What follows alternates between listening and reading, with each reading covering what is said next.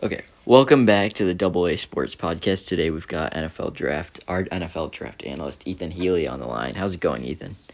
It's going pretty good, Arjun. How about you? It's going pretty good. But we're gonna talk about this Bills' future with draft picks today. Coming up. For reference, Bean has not been hitting on too many of his draft picks recently. You got to consider Epinesa hasn't really panned out. Cody Ford, the list goes on and on. How about Yeah, Cody Ford was, in my opinion, one of the worst picks I've ever seen. DK Metcalf was right there. Who I'm gonna be honest. Anthony knows I'm not a huge DK Metcalf fan. because you're a McLaurin fan? I am a McLaurin fan. Yeah, but no, I don't know, something about DK. Just not a huge fan of his. I think he's a little bit overrated. Although if we had him and Stephon Diggs, I think our offense would really be unstoppable. So that Cody Ford pick really gets me going. And what about the Zach Moss and Devin Singletary? 2 years in a row, you drafted running back in the third round, and it hasn't really panned out. So yeah, I think we have to either go free agency for running back or draft one a little bit higher. I really liked Zach Moss when he was coming out, but he just hasn't shown anything. He really just looks like a solid backup, really at best. You know, a guy who you can put in on like a second down play where he's gonna pass block. Like I said, I was a huge fan of him coming out of Utah. I wish he showed more production. And although Motor Singletary has been pretty good in these recent weeks, I really liked him against the Panthers. I still think we're gonna have to draft somebody. I'm a big Breece Hall, Isaiah Spiller fan. Those are my top two. So, yeah. We won't be able to get them, right? Considering how high they're gonna be drafted. No, I think we can. I think we could get at least one of them. Running backs don't go very high anymore in the NFL. Yeah, Arjun, you have to remember in this day and age, running backs are normally taken in the second and third round. Etienne and Harris were considered like elite running back prospects, and they were taken like in the back of the first round. So I think with Hall and Spiller, I think they're like a little bit of a downgrade from Etienne and Harris. So I would say that we'd definitely be able to get them in the first round. I would expect them to be like late first, early second, because in Mel Kiper and McShay's mock draft 1.0s that are out, neither of them had a running back going in the first round. And so I think they'll definitely be there whenever we pick in the first round. It's too bad we don't have Najee because he's been really good on the Steelers' offense, which is horrendous. And he would have been a great addition to this team this year. But I'm going to list off some of the free agent running backs in 2022 and tell me if you're interested in any of these guys. A lot of them are washed-up veterans. We got Melvin Gordon, David Johnson, Leonard Fournette, Phillip Lindsay, Cordero Patterson. That would be an intriguing option. Raheem Mostert, Rashad Penny, James White, Sony Michel. Do any of these guys sound like someone you'd want on this team? Those guys don't sound like someone who I would break the bank for. None of them are really that good. I think Cordell Patterson, you said, he would be cool to have on the team because he's versatile. But at the same time, I don't think that's a guy that Bean or McDermott might go out and sign just because our offense, we're pretty good where we're at. What I do think we should do is get a playmaker or two in the draft and also build up that old line. We got some old fellows over there. I don't know when Mitch Morris is going to retire. So I think the contract's up after this year, if I'm not mistaken. Yeah. For me, I think playoff Lenny is appealing. That's probably the only one that I would invest in. I would not want to have like James Conner or anyone like that. I would, if we weren't getting like an elite, well not elite, but like top tier, I guess, running back like Fournette. I don't think I would want any of those guys because I think what we need is like a legit RB1. I don't think we need someone that's like the guys we have right now, like Moss and Singletary, are not RB1s, and I think that most of the guys that you named, I wouldn't like consider as being like someone that can be a 3-down back and stuff like that. So I would, if we can't get like Fournette, I would rather just draft someone. And you mentioned the 3-down backs. That's where both Isaiah Spiller and Breece Hall come in. Mm-hmm. Both of them are very good catching the ball out of the backfield. Isaiah Spiller, especially, he can catch the ball downfield too, which is cool because you can put him out wide and actually have him run a medium route. That's a extra thing for the defense to cover. Usually, but with running backs, you can get a gem in like the late rounds. Here's a couple of names I've got: Hassan Haskins and Brian Robinson from Alabama. Do you think we could possibly take them late round? Because they've shown potential to be pretty good running backs. Have you ever heard of a man named Tyler Batty? Mizzou? From Missouri, yes. He's also on my list. He's elite. Tyler Batty is probably the most slept-on guy so far. That's like my favorite prospect right now. I think he's like if Chase Edmonds was on steroids, that's Tyler Batty. Like he is. I am so high on him. I would take him. I would take him in the second round if he's there. I mean, this is a pretty deep running back class. What do you think about them, Ethan? I know you're really into running backs. Yeah, I am really into running backs. There's a lot of guys I like. The two you named, Sincere McCormick, I think is really cool. Although just his competition he's played, coming from UTSA. But yeah, like I said, Isaiah Spiller, Brees Hall, those are two stellar dudes. I just want to. We got Kenneth Walker, who we haven't even mentioned yet. I don't know how we didn't throw his name out there. Who would probably be number 3. I mean, he's very good too. Michigan State. The one thing he lacks is experience catching the ball at the backfield. I believe he didn't even. Yeah, he only has like 13 or something like that catches the whole season, which for the Bills would be like, do you put Singletary out there on third down? Like, if I'm drafting a running back, I want him to be able to play all 3 downs. I don't think Kenneth Walker lacks the ability to catch the ball. I just don't think Michigan State really used him out of the backfield a lot. Michigan State really relied on him in the running game, though, and he was a Heisman snub in my opinion. But I wanted to get into just a couple of quarterback prospects. I know we're not in the market for one, obviously, with Josh Allen. We're probably losing Trubisky after a season. I don't know how confident the Bills are in Davis Webb. I think they're confident enough to leave him on the practice squad and no one's going to pick him up. But a couple of names that come to mind, I think you got to look at Caleb Elby from Western Michigan, Sam Hartman, Wake Forest, Stetson Bennett is an option from Georgia. What are your opinions on quarterbacks for the Bills? Yeah, I mean, I don't even know if we were to pick a quarterback, it would be, a Jake Fromm type thing where we're picking him as a career backup. We have Josh Allen.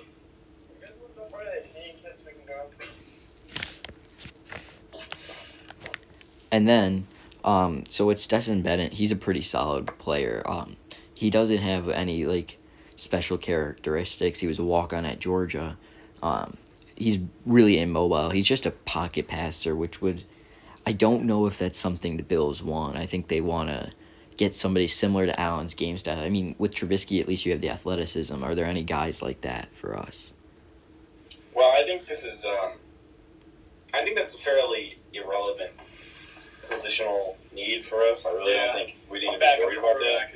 I wouldn't be too focused on trying to pair his skill set with Josh Allen's, considering he's probably never going to see the field, considering how durable Josh Allen is. But I really do not like Stetson Bennett. I think he's overrated. I don't think he should be starting for them. I think JT Daniels is better.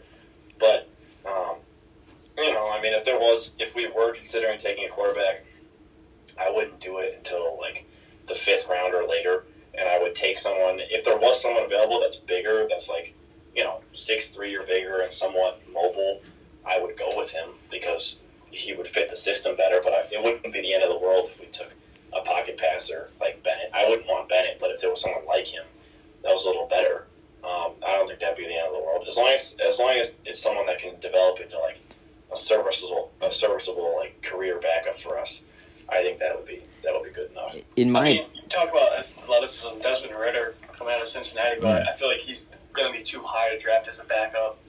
I feel like a team's going to draft him to be a future starter. Probably not right away, but yeah. I don't know about Desmond Ritter, though, considering the competition he's been going up against. He's a winner, though, which is a huge thing. Well, I mean, I guess we'll see, in the next couple days he plays Bama. So. That's going to be a rough game for him, in my opinion. Let's consider there's 6 big quarterbacks, in my opinion. We got Kenny Pickett, Matt Corral, Carson Strong, Malik Willis, Desmond Ritter, and Sam Howell. Those are my top 6 quarterbacks. If any of them would fall, I think it'll be Sam Howell, but it also depends on Desmond Ritter's game this week against Alabama. Let's get into wide receivers, though. I want to hear Anthony's take on Justin Ross. So Justin Ross, he's coming out of high school, he was the number 2 ranked receiver in the country. He's a freak athlete. If you remember, a few years back in 2019 national championship game, he's facing Alabama. He had a huge touchdown catch where it was a big run after catch play, and then there was another play. There was a couple other plays where he had a circus catches. One he stuck a one-hander going into the sideline. It was just a ridiculous play. So as a freshman, he was one of the top receivers in the country already, and he was projected top 20 pick if he just stayed healthy. The problem is he's had injuries, and so he's had I think he's had some back or neck injuries recently, and so he didn't play his sophomore season, and then he only played the first 5 or 6 games this year, and then he's out for the rest of the season with a foot injury, I think, and so he didn't play in Clemson's bowl game that they had yesterday, which they won, and we're not going to see him until the combine. So I think that's one of the more risky draft picks, but I would take him. If he's there in the 2nd or 3rd round, I would take him. I think he's a first-round talent that could be a gem in the 2nd round or maybe even 3rd round, depending on how far he falls, because teams are going to pass up on him just because of the injury. So if we could get him in the rounds that I just said, I think I would definitely take that. I find it hard. Virginia Tech corner coming out this past year. Caleb Farley. Caleb Farley reminds me. I find it hard, though, for a team that's a contender to take a fly on a guy like Justin Ross, unless it's in the 4th or 5th round. I don't think I could see Bean doing that, especially with draft picks being huge. He's not going to be there in the 4th or 5th round. I know, but a guy like that with a lot of talent but injury history, I don't think Bean can try and go for a guy like that. He has to hit on these picks because look at Rousseau. Look at Rousseau and Basham. They haven't done much this year to contribute to the. Rousseau's been good. Rousseau has. He's been good. He's been good in spurts. He's a great run defender, but he's not getting to the quarterback. And Boogie Basham, he's practically inactive every. The quarterback more. I feel like he's slowed down his production, but he has tipped a lot of passes. I mean, I like the length in his game, but you look at Boogie Basham, 2nd round pick. He's been kind of useless. I see that, Anthony. He's been kind of useless, and I just don't think Bean can go for a guy like Justin Ross. I know Bean is a relatively conservative general manager, and I understand that, but I think if there's a general manager out there that's more risky, I think I could see Justin Ross being taken in the 1st round. Mike Mayock. His freshman year tape, and depending on how well he does in the combine. If he lights it up, if he's healthy in the combine, he lights it up in all, if he just shows that his athleticism, and then based off of the 2019 tape to go with that, I could see a more risky general manager taking him in the 1st round. He runs sub 4.4. He's big, he's 6'3", but he's sneaky fast. I think probably around 4.4 is where he's going to run, which would be a good time for him. What's your pro comparison for Justin Ross? For Ross, I think he reminds me a lot of AJ Green. I think just someone that's big that also is a deep ball threat, whether it's with the ball skills, with the one-handed catches, and just going up and going over DBs, but he can also take one to the house. He can literally he can burn you too. People will DBs sleep on his speed, and that's how he gets a lot of his deep ball touchdowns, because he just runs by the corners. Let's brush over some slot receivers. First of all, with Beasley, I think he's gone after the year. I think he was fined nearly $100K this year for breaking COVID protocols, but he doesn't care about stuff like that. McKenzie came on for 1 game, but I don't know if the Bills trust him enough moving forward, especially for how small he is at the slot position. What do you guys think? Are there any prospects that the Bills could take at the slot, and do they keep McKenzie or Beasley? Yeah, you talk about Beasley. I think he's going to be gone, and then I agree. I think Marquez Stevenson is going to almost replace Isaiah McKenzie. I don't know, seeing him return more lately, and yeah, I like Stevenson a lot. But I don't think you really draft a guy and be like, this guy is our slot receiver. We have players like Diggs and Gabe Davis.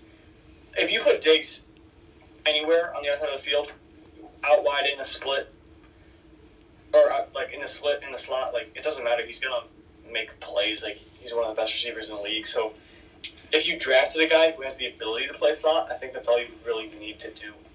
If there was a guy with like Elijah Moore talent, and he's like straight up like slot, like definitely slot, I would take that. But it depended. Like I wouldn't take a guy like that. Like if Elijah Moore's super talented, there's not going to be someone like that this year. But I wouldn't take a straight up slot receiver in like a high round. I would rather take someone that is an outside receiver that can play slot. That's what I'm saying. Then, like Ethan's saying, you can put them anywhere you want. There's a lot of receivers like that. Like Ethan's saying, Diggs can play slot. He plays slot a lot in Minnesota. And so, like, if there's a guy like that, like Burks can play slot. Garrett Wilson is. You could put Garrett Wilson only in slot. He'd be great. But Garrett Wilson, they're not going to be there. They're not going to be there. But there are receivers like that you can just put them in the slot and be fine with it. Honestly, a lot of that. If you wanted to put him in the slot, you probably could. Yeah. You also got to consider the Bills' wide receiver core is going to be basically decimated after this year. Sanders is probably gone or retired. Beasley, I don't expect to be back anytime soon. Maybe we could trade him because he has a year left on his contract, maybe for a 6th or 7th round pick. McKenzie, I don't know if they feel comfortable keeping him, especially if he's not going to play a major role in the offense. He's not obviously our returner. Stevenson is taking that over. I don't think Stevenson is going to be a starter on this at wide receiver, and Kumaro could stay around as a blocker. You know what interests me? There's a pretty big wide receiver this year in free agency. I don't know what our cap is. I haven't really looked at it. It's very low. I can tell you that much. It's like $9 million. So it's not going to happen unless we really want to and really We could free up finagle some space. We could get rid of Feliciano. If we really free up some space, imagine Devontae Adams and Stephon Diggs on the same team. Oh, that would riddle me that. That would be The only way that could happen is if Aaron Rodgers leaves Green Bay, which I don't think will happen. He will. This is Devontae Adams' last season in Green Bay. I think that him and Matt LaFleur make a good team, but Rodgers just has so many problems with Matt LaFleur. Where do you think Rodgers ends up, though, after this year? Denver. He wants Denver's weapons. core. Oh my god. And the right backs. Devontae Williams. And McCordon. Denver's weapons are ridiculous. Yeah. And they've got a really good defense, too. Yeah, like that would be like instant Super Bowl team. Yeah. And then where do you think Devontae Adams goes, realistically? Because I don't think we could see him with the Bills. I've heard rumors about him wanting to play with Derek Carr. I don't know. Fresno State buddies. Yeah. I don't know. Maybe the only other team I would say is maybe a contending team with a cap space. I don't know who you would. Do you have any suggestions? A contending team with cap space. I don't think there's many. Do you guys have any ideas? Maybe the Patriots. Honestly, as much as I hate to say it, they have cap space. Yeah, and they need a receiver that's good. But he doesn't want to play with Mac Jones because Mac Jones sucks. Mac Jones is garbage. Mac Jones is not as bad as you all say. I mean, Mac Jones is one of the worst quarterbacks. I don't think Mac Jones is as bad as you guys say, but we'll continue to evaluate talent moving forward for the Bills next week after their big game against the Falcons. Thank you for tuning into Double A Sports Podcast. Thanks to Ethan for coming out, our draft analyst. Ethan. Yeah. Hope to have you back on the show soon. Love to be back.